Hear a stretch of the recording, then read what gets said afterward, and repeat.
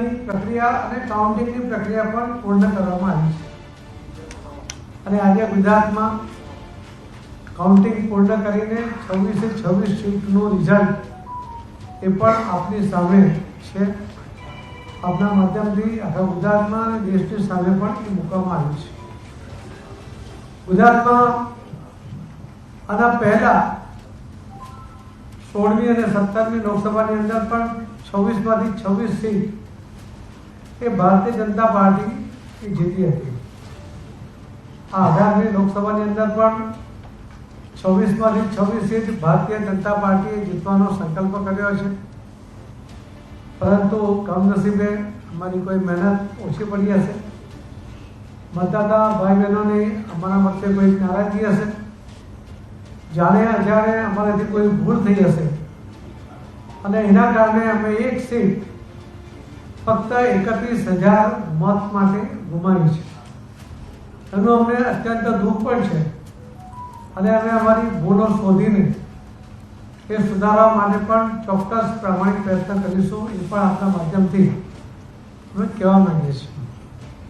અને જે 24 સીટમાંથી એક સીટ હાર્યા, એક સીટ બિનહરીફ થઈ, સુરતની પહેલી સીટ એ આખા દેશમાં ભારતીય જનતા પાર્ટીના ઇતિહાસમાં પહેલીવાર એ બિનહરીફ થઈ હતી અને એ સિવાયની જે 24 સીટ છે એ ભારતીય જનતા પાર્ટી એ પૂરી તાકાત સાથે, મતદાતાઓના સમર્થન સાથે, આદરણીય પ્રધાનમંત્રી શ્રી નરેન્દ્રભાઈ મોદી સાહેબના લોકપ્રિયતાના, એમના વિકાસના એજન્ડા ઉપર એ જે મત મળ્યા છે, આદરણીય ગૃહમંત્રી શ્રી અમિતભાઈ શાહ સાહેબના માર્ગદર્શનથી એમણે સતત જે અહીંયા ઉમેદવારની પ્રક્રિયા, ચયનની પ્રક્રિયાથી માંડીને સભાઓ સુધી અને સ્ટ્રેટેજી બનાવવા સુધીની જે અમને મદદ કરી, એના કારણે સૌ પદાધિકારીઓ અને વિશેષ કરીને કાર્યકર્તાઓએ પણ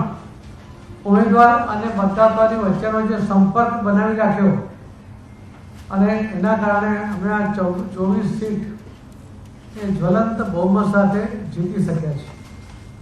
અમારા માટે એક સીટ ગુમાવવાનો અફસોસ પણ છે, સાથે સાથે 25 સીટ જીતવાનો આનંદ પણ છે અને સતત ત્રીજી વાર લગભગ ગયા વખતે પણ મળેલા મતો જેટલા જ ટકાના મતો, ટકાવારી પ્રમાણે એટલા જ મતો મેળવીને અમે આ સીટો જીતી શક્યા છે।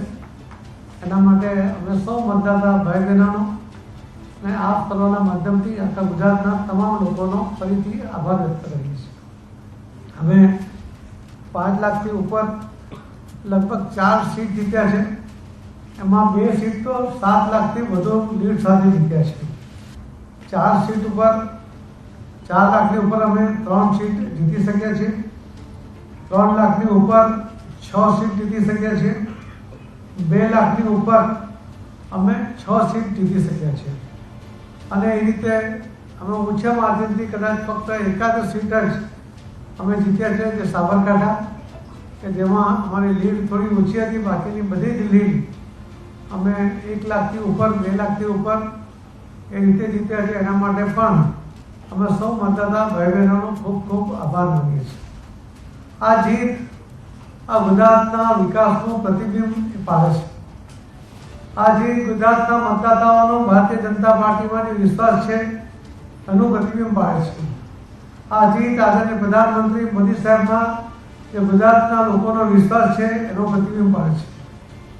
આ જીત એ આદરણીય ગૃહમંત્રી શ્રી અમિતભાઈ શાહ સાહેબનું માર્ગદર્શન, એમનો અનુભવ એનું પ્રતિબિંબ પાડે છે।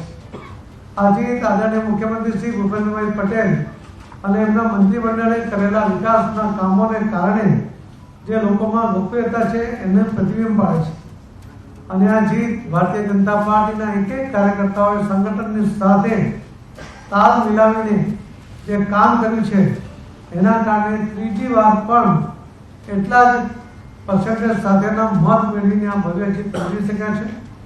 અમે ખૂબ ખૂબ દિલથી આ તમામ લોકોનો ફરીથી આભાર માનીએ છીએ અને ફરીથી અમારી કોઈ પણ રહેલી ક્ષતિને સમજીને એને ચોક્કસપણે દૂર કરવાની ખાતરી સાથે આજે જે જીત મળી છે એના માટે અમે આભાર માની છે. અમે પહેલાં જ કહ્યું હતું કે રાજકોટમાં થયેલા અગ્નિકાંડને કારણે અમે આ જીતને ઉજવણી કરવાના નથી, એના માટે કોઈ રેલી કરવાના નથી, એના માટે કોઈ બેન્ડ કે પેંડા નહીં વેચાય એની પણ અમે તકેદારી રાખી છે અને ખૂબ સહજતાથી આ જીતને અમે લીધી છે.